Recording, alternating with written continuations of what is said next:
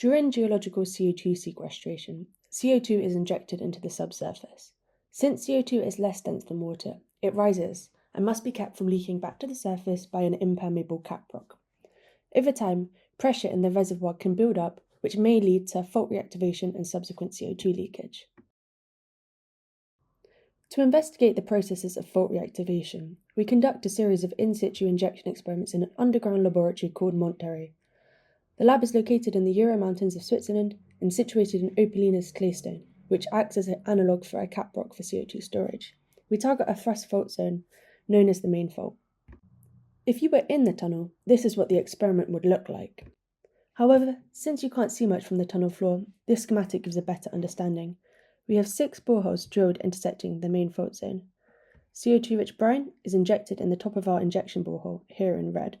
We monitor pressure changes via the borehole in blue and strain via fibre optic cables in the boreholes in black, so we can better understand fault deformation.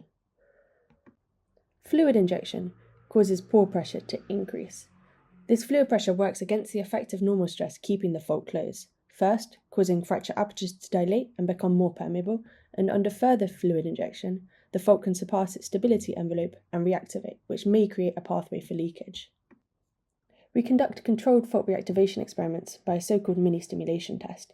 Here are the results, first from a test in 2018 and then later in 2024. By injecting 5 megapascals above the pore pressure, we exceed our fault jacking pressure and initiate fault reactivation, marked by the orange line. We see deformation in both tests at the top of the fault zone, which indicates increased transmissivity of this borehole, which is along the strike of the injection interval.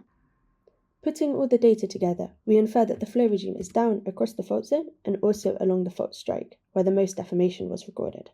Comparing the strain to the fault zone geology, we can start to see which structures respond to the pressure increase.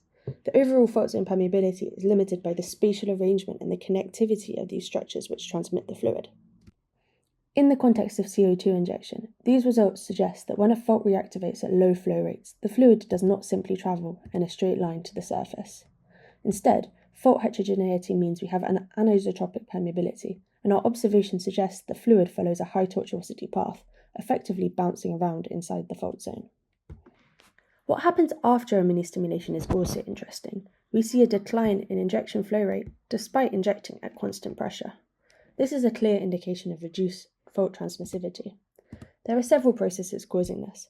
First, the mechanical closure as pressure dissipates, and more slowly, fault self-sealing via asperity collapse and clay swelling.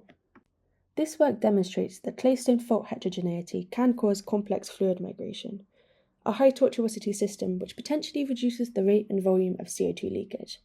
The decline in flow rate despite the maintained injection pressure also implies that fault self-sealing mechanisms remain effective at reducing the leakage flow rate after claystone fault reactivation. Thank you.